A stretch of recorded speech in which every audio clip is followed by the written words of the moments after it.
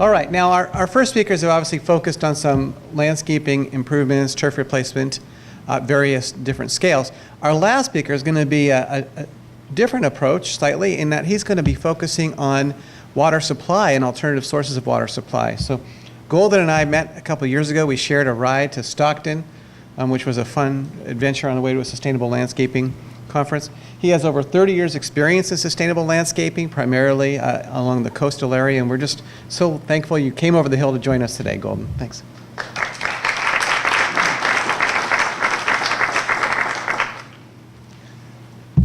So good to see all of you seeking best practices for your community and for yourselves, for your businesses. Very good.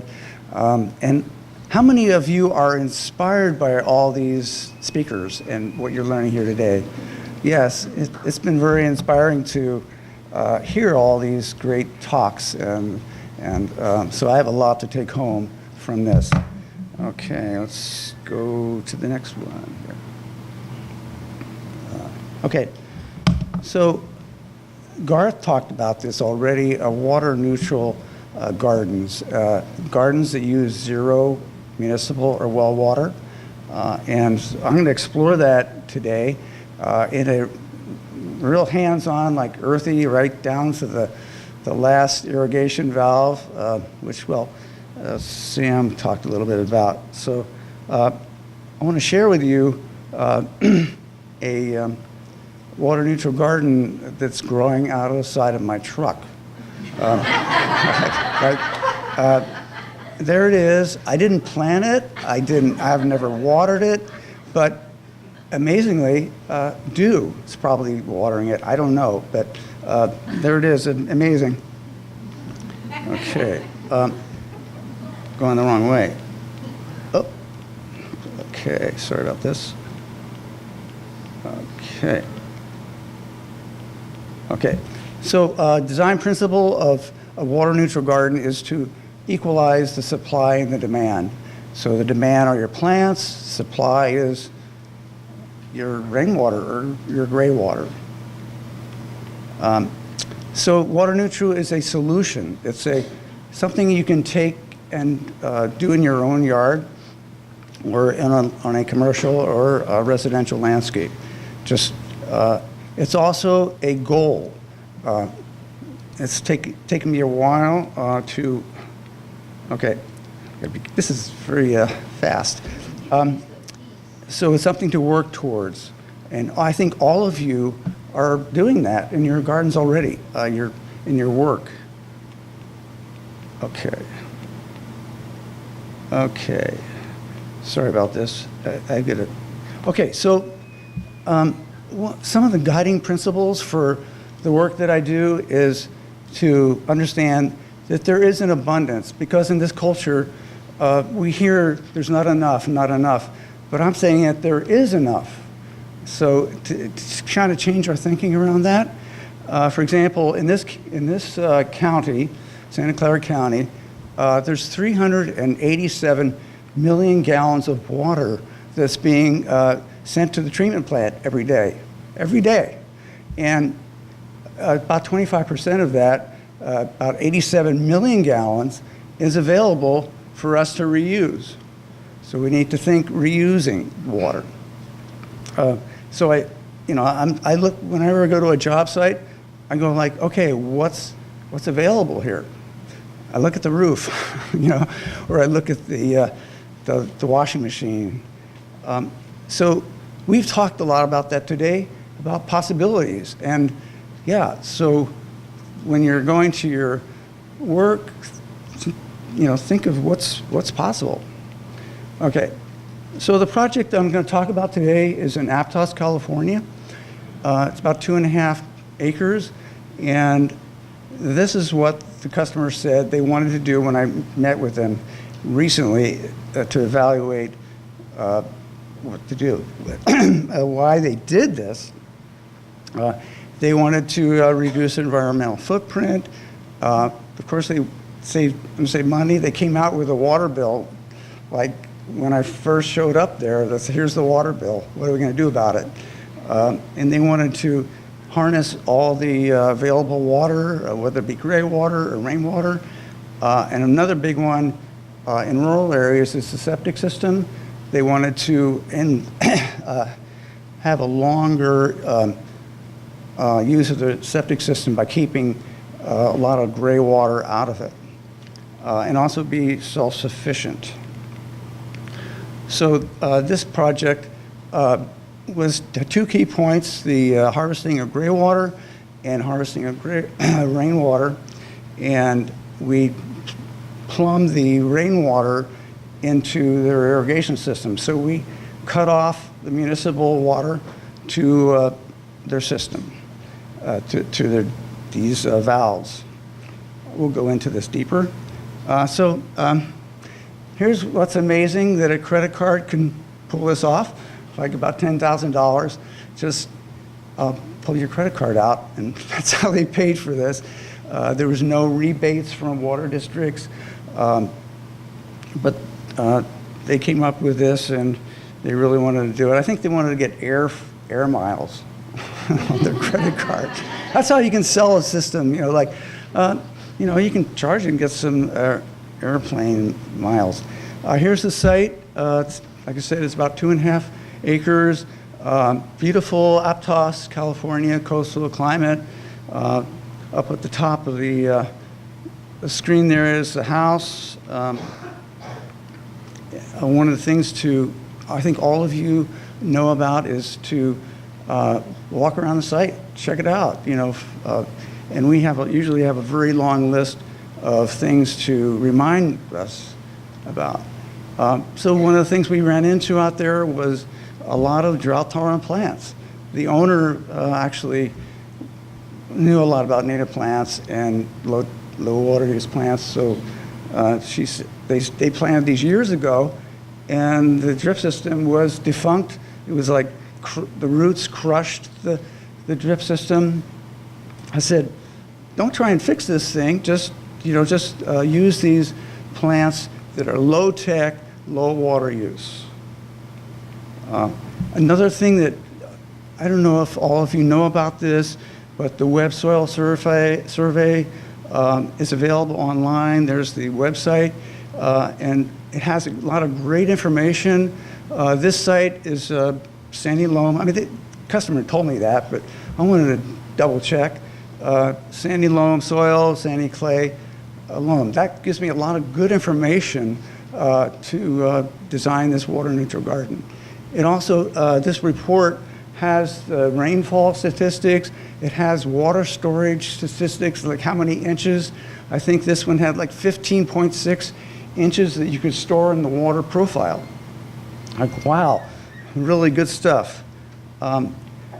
So then another important piece of data that we needed to get was the indoor water consumption. So like I have a little survey that I gave them, and they filled it out, and we had between 237 to 250 gallons of water a week from their gray water, from their showers and bathtubs. So we plan accordingly with that. Then another design checklist was the rainwater. Things like how big of a root area do we have? What kind of roofing material is it? And things like condition of the gutters, do they need to be replaced? Do they need screening, keep the leaves out? All these things are important to look at. So, like where we're going to put the tanks, and pressure booster pump needed, all that. Here's some results of the study. 1,510 square feet of roof area, and look at this variation: 14 to 55 inches of rain per year. So that's like, wow, big range there. And 825 gallons per 1 inch of rainfall. What's interesting is, like again, we had to size the tank and piping and everything according to this data. And what I've learned through the years is in that report I mentioned earlier, the soil report, it told me how many inches would be stored in the soil profile. So if we could store 13,000, approximately 35 pounds in the soil per 1,000 square feet. So yeah, it's like, wow, who would have thought of that? Where did I find that information? Web Soil Survey, check it out, just Google it, and you go online, you can put your house's address in there and find the information. Again, it's very general, but I've found over the years that it's right on. I mean, it's like, unless they have a big scraper that came in and took out a lot of the topsoil. So we'll talk about the gray water harvesting part first. Here's laundry room, and you'll see in the back, let's see, back there is the diverter valve. A lot of people that do gray water know that, Laundry Landscapes, to divert any bleach or soil clothes to the septic system. Then we go, here's a little, in the back there, that little black device is the anti-siphon device to keep water from coming back into the washing machine. This is on the other side of the laundry room wall in the garage. Then we have the purple pipe there. Woo, pushed the wrong button. Wow. The purple pipe is coming from the washing machine to the gray water system, which is this right here, a gray water pump. This is the gray water coming from the washing machine, and we have water coming from the shower and the sink into it, and here we have it going back out. If there's a problem with the tank, problem with this, say the electricity goes out, it'll be cycled automatically to the septic with an overflow. Okay, here's the garden. You'll see the little purple pipe. See this purple tubing all around. That is a called G-Flow drip line. Has inline emitters every 12 inches, and they emit 2.6 gallons per hour. So we only water the front yard because that's about all we can do with the 237 gallons. These are all rough estimates, you know, because there's a lot of native plants here, and but there was enough other types of plants. Okay, here's the rainwater harvesting, the roof where we pulled the rainwater from. One of the things that was advantageous on this site was they had existing 4-inch pipe running around the property down the hill. Here's an interesting device that we want to filter the water before it goes in the tank. This is a Graph universal downspout filter. There's underneath that rock is some filter fabric. Here's going down to the hill to the tank, and here's the tank. 5,400 gallons total, and it has the, let's see, I'll just show you here. Oops, whew, wrong button there. Okay, sorry about this. Okay. We have the clean out here. We have hook up to the pressure booster pump. We even have a hookup for the fire hose if fire developed on the property. Well, I want to say also you'll see the bamboo there. The overflow goes to this bamboo forest. Here's the pressure booster pump, which has a filter for it. Runs through the landscaping. I'm kind of jumping through these pretty quick. So we don't know what the water savings are, but just my consulting with the customer and working with them, learning about the soils and the plants, that already have noticed reduced water. And I always tell people when they get these systems, like you, especially the rainwater part, you are the water manager. You know, like you have a new role in your life to deal with. Okay, challenges, basically, it was a co-creative situation where we had to work with the customer. So who was buying what parts and how much do they cost? And the other part was the pre-filtration filter could have been a different type, which would take more volume of water during these surges. Here's my house.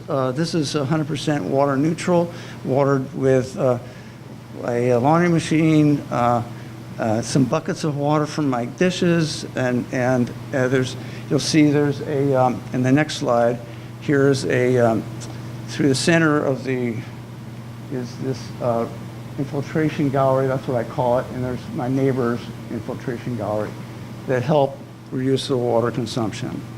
And here's a picture I took just a few weeks ago of my front, that infiltration gallery with miner's lettuce growing on the side.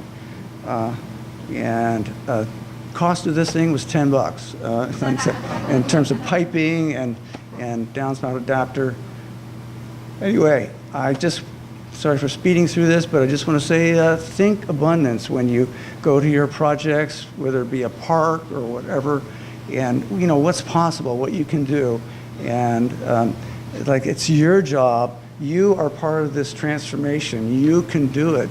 You can facilitate these changes, and I welcome you to do that. And lastly, I'll leave these up. Here are some resources, the various great sources for you to check into. Thank you. Okay.